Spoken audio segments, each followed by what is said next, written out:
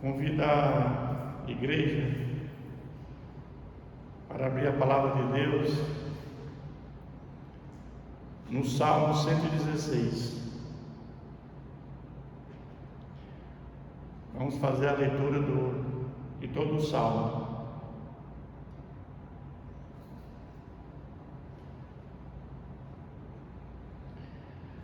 Amo o Senhor porque Ele ouve a minha voz e as minhas súplicas. Porque inclinou para mim os seus ouvidos, invocá-lo-ei enquanto eu viver. Laços de morte me cercaram, e a angústia do inferno se apoderaram de mim, caí em tribulação e tristeza. Então invoquei o nome do Senhor. Ó Senhor, livra minha alma. Compassivo e justo é o Senhor. O nosso Deus é misericordioso. O Senhor vela pelos simples. Achava-me prostrado e Ele me salvou. Volta minha alma ao teu sossego, pois o Senhor tem sido generoso para contigo. Pois livraste da morte a minha alma, das lágrimas dos meus olhos, da queda aos meus pés. Andarei na presença do Senhor, na terra dos viventes.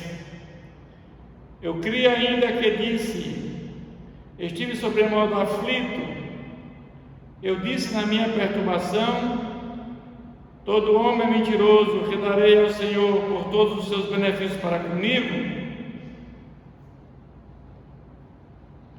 Tomarei o cálice da salvação, invocarei o nome do Senhor. Cumprirei os meus votos ao Senhor, na presença de todo o seu povo. Preciosa é aos olhos do Senhor a morte dos seus santos. Senhor, deveras sou teu servo, filho da tua serva.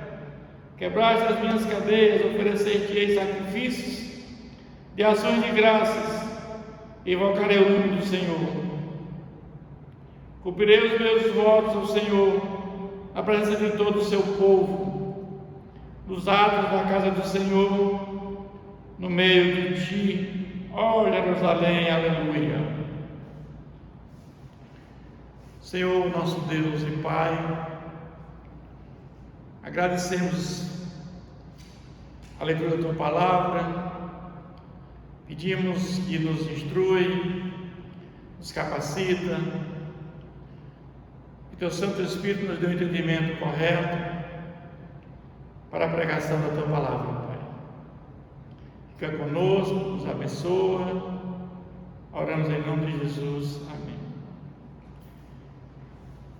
À luz desse texto, eu quero trazer a seguinte mensagem: que daremos a Deus por todos os benefícios para conosco.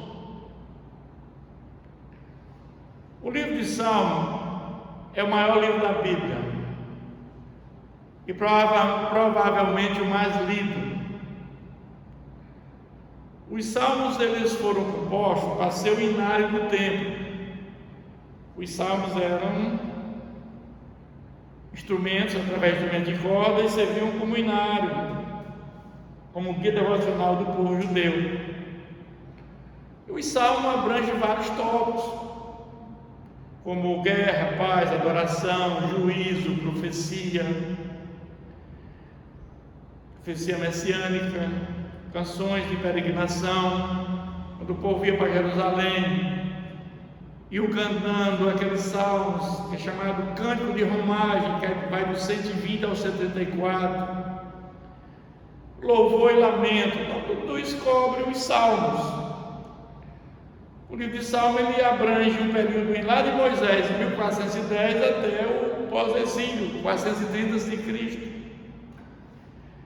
Então o Saltério é a união dos 5 livros, né?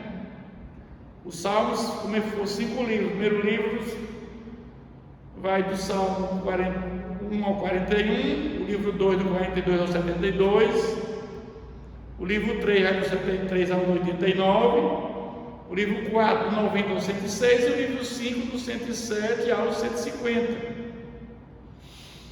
Mas no livro de Salmos temos vários autores dos Salmos.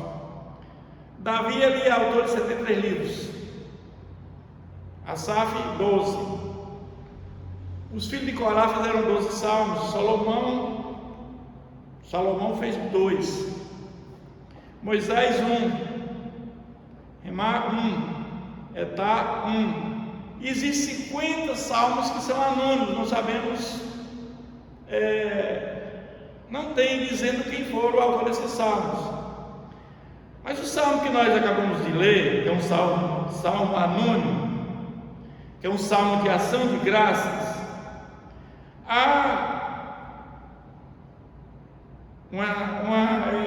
essa tendência da tradição de dizermos que esse salmo é um salmo de gratidão feito naquela época pelo rei Ezequias. O rei Ezequias passou por 2 momentos muito difíceis, muito graves naquela ocasião, que foi a invasão da Síria, do território de Judá, quando ele era rei, e ele passou por uma doença muito difícil, uma úlcera muito grande. Então foram 2 momentos na vida desse rei muito difícil, que ele atribuímos esse salmo ao rei Ezequias como gratidão pelo que Deus fez com ele. Sabemos que os planos de Deus são insondáveis.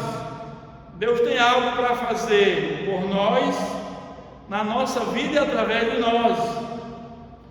Se estamos ainda aqui é porque Deus tem um plano para nós, para cada um de nós.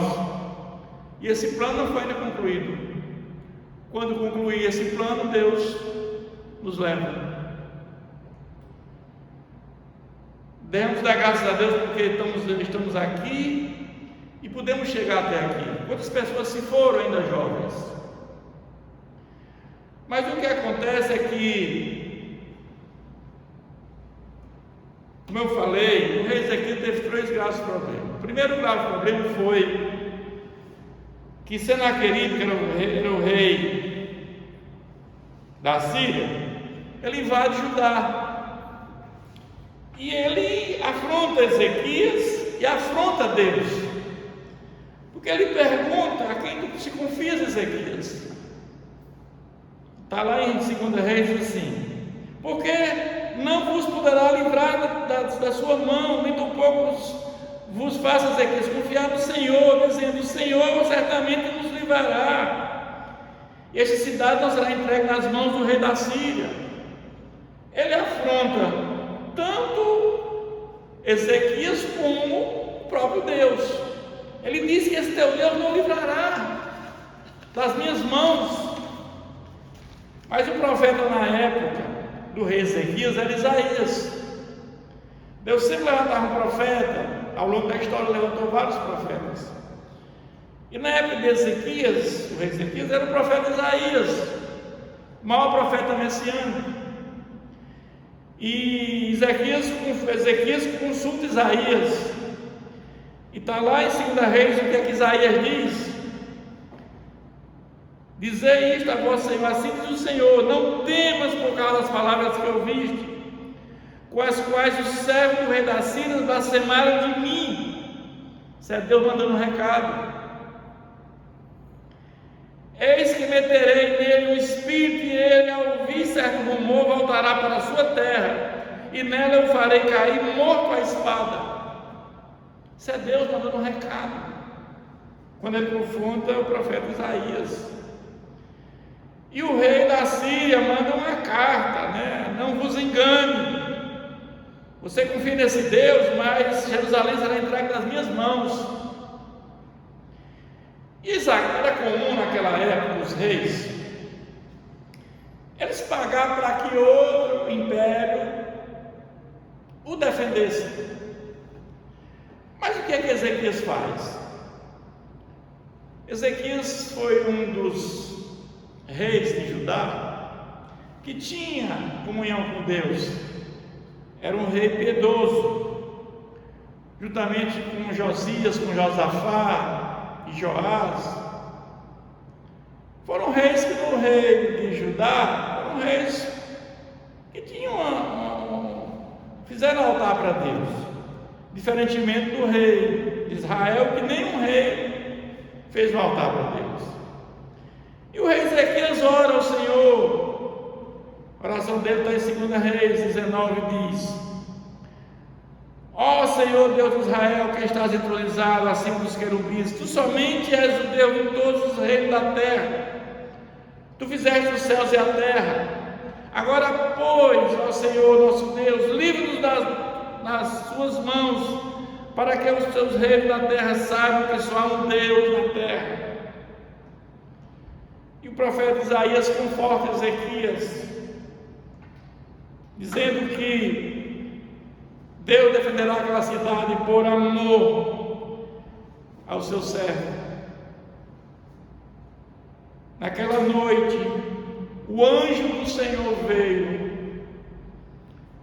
e destruiu 185.000 soldados. Todos morreram, assírios. E o rei saiu em retirada, humilhado pelo nosso Deus. Quando ele volta, ele é morto à espada pelos seus próprios filhos. Então você vai ver que a promessa de Deus foi cumprida. Deus dizendo que sairá em retirada. Então houve a destruição do império, do exército assírio naquela noite, pelo anjo do Senhor. Que o anjo do Senhor é o próprio Deus na forma de anjo. Mas depois disso vem a doença de Ezequias. Ezequias adoeceu e é uma enfermidade mortal. E Deus manda que Isaías vá avisar a Ezequias sobre essa doença: põe a tua casa em ordem, tu não viverás. Tu morrerás e não viverás. E Ezequias ele invoca ao Senhor: lembra-te e peço que andei diante de ti com fidelidade, com interesse de coração, e que fiz o que era bom aos teus olhos. Ele coloca Deus como testemunha do que ele fez. E antes que Isaías saísse, ele manda Isaías volta lá e dizer: eu ouvi tuas lágrimas, ouvi teu clamor, te livrei da Síria e te darei mais 15 anos de vida. A Bíblia fala de vários tipos de oração que nós fazemos: petição, súplica, confissão de pecado, adoração, exceção, ação de graça e tantos outros. E as várias formas de orar, ou sozinho, oração em público, oração espontânea, oração incessante, oração em qualquer lugar. Mas Ezequias fez uma oração no seu quarto, no seu canto, sozinho, e clamou ao Senhor. O Senhor ouviu sua oração. A palavra de Deus diz que a oração no justo é poderosa e eficaz. Ezequias era um rei justo, era um rei piedoso, era um rei temente a Deus, e Deus ouviu sua oração. Em Tiago 5,6 diz que o poder da oração está na nossa prática de vida, comunhão com Deus, gozar de enfermidade, ou seja, muito pode por sua eficácia a súplica do justo. Mas depois dessa introdução, nós vamos ver que o rei Ezequias ele passou por momentos difíceis. E esse salmo que nós lemos aqui, o 116, é um salmo de ação de graças, de gratidão a Deus pelo que Deus fez por ele. Jerusalém estava cercada pelo assírio, e a Deus de Ezequias sem força para resistir. Ele não tinha força, estava cercado pelo império assírio e tinha uma doença, tinha uma úlcera muito grande. E a palavra de Deus disse que ele acabou a sua alegria. Então ele estava prostrado: o Senhor me salvou da doença do rei. Ele estava no fundo do poço, não havia mais recurso à luz dos homens. Então o Salmo diz no versículo 4 que ele invocou o nome do Senhor. Há momentos que nós só temos Deus. Ele é o nosso refúgio e fortaleza, socorro bem presente nas nossas tribulações. A palavra de Deus diz que para Deus não tem nada impossível, não tem causa perdida, não tem problema sem solução para Deus. Quando nós vimos que Deus abriu o mar vermelho, que Deus proveu maná durante 40 anos, quando Deus diz a Abraão com 100 anos, Sara com 90, ela estéril, já sem regra, ele diz: você vai ter um filho. Não tem nada impossível para nosso Deus. Deus é compassivo e misericordioso. Não há para Deus problema sem solução. Então Deus dá livramento a Ezequias.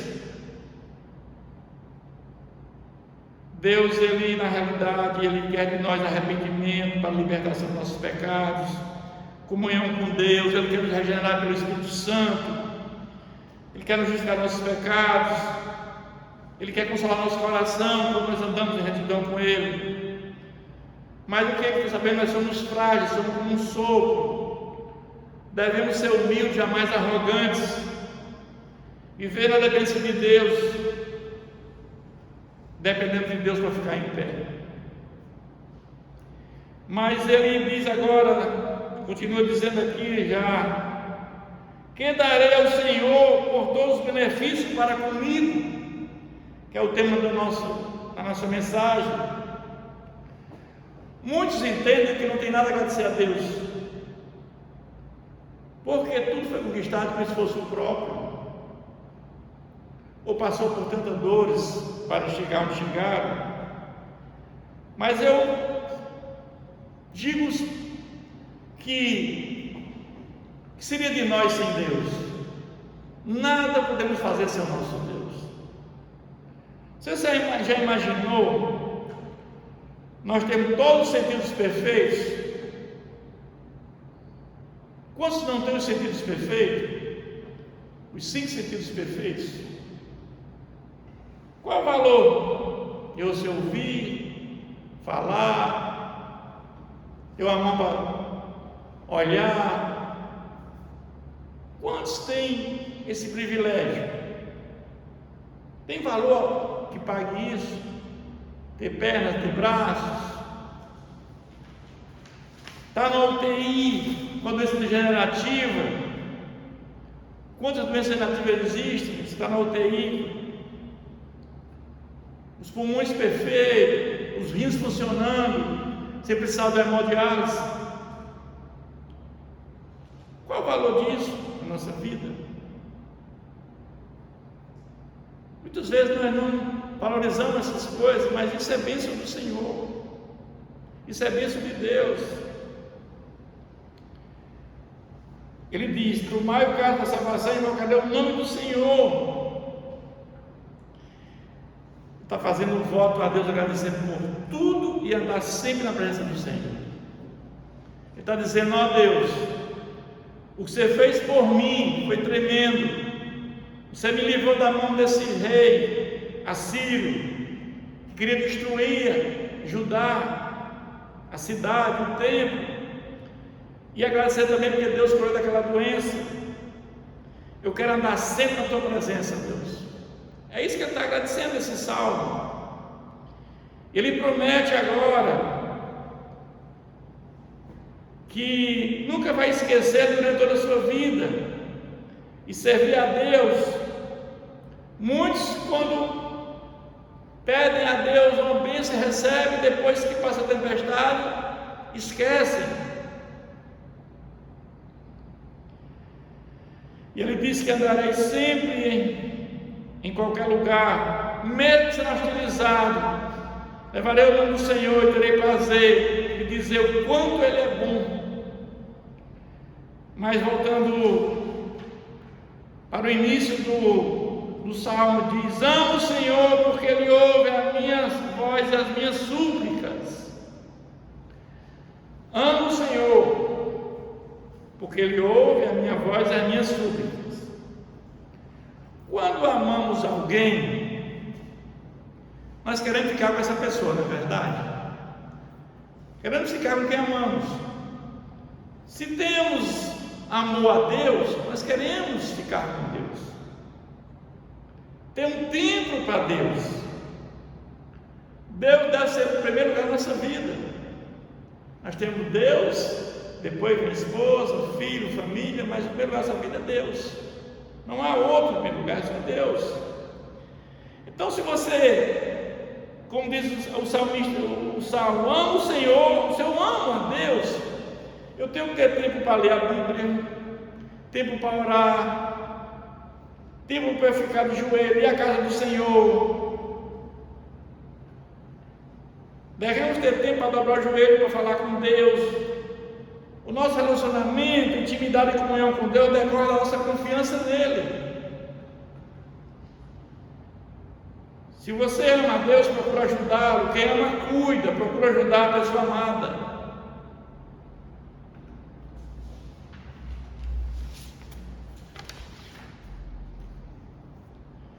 A maneira de nós agradarmos a Deus é fazendo a sua vontade. É na vontade de Deus. Como é que nós fazemos isso? Obedecendo a sua palavra, honrando, tendo o nosso coração, andar sem hipocrisias. É isso que nós fazemos, obedecendo a Deus, estamos agradando a Deus. Ser um cristão verdadeiro, não somente na igreja, mas sobretudo lá fora, na sua vida secular, o seu comportamento, a sua prática de vida, vai dizer quem você é. Que as pessoas sintam em nós a presença de Deus. Isso é tremendo. Que o Senhor nosso Deus nos ajude a construir e viver esse projeto de vida que Ele planejou para cada um de nós. Eu quero concluir dizendo que devemos ter gratidão por tudo que Deus tem feito por nós, apesar das suas fraquezas. Esse momento aqui, nós estamos nesta noite, esse culto, sempre fazemos um culto para Deus, por gratidão a Ele, um culto de louvor e adoração, porque Ele é o Criador de todas as coisas. Mas esse culto é um culto de gratidão a Deus por tudo que Ele fez e ainda fará por nós. Obrigado a Deus por mais um ano de vida, pela família, pela minha esposa, por vocês aqui da igreja, por formarmos a igreja de Cristo, por tudo que o Senhor tem feito por nós. Então, como o rei Ezequias fez esse salmo como gratidão por Deus livrar da mão dos assírios e por cura da sua doença, da mesma maneira nós também nos devemos agradecer a Deus pela nossa vida, por tudo que Ele fez por nós. Nós estamos aqui com certeza porque Deus tem um plano na nossa vida. Deus quer o melhor para cada um de nós. Que o Senhor nosso Deus continue nos abençoando. Senhor nosso Deus, obrigado por esta palavra, Senhor. E assim como o Senhor deu ao rei Ezequias esse livramento, Senhor, como deu o livramento dessa doença terrível que ele estava, meu Pai, da mesma forma o Senhor pode livrar, Senhor, cada um de nós do mal, de doença, Senhor. O Senhor pode nos conduzir, Senhor, a nossa vida, com a vida em comunhão com o Senhor, através do Espírito Santo que habita dentro de nós, uma vida em obediência à Tua palavra, uma vida em santidade, fazendo aquilo que agrada ao Senhor. É o que nós te pedimos e agradecemos, em nome de Jesus. Amém.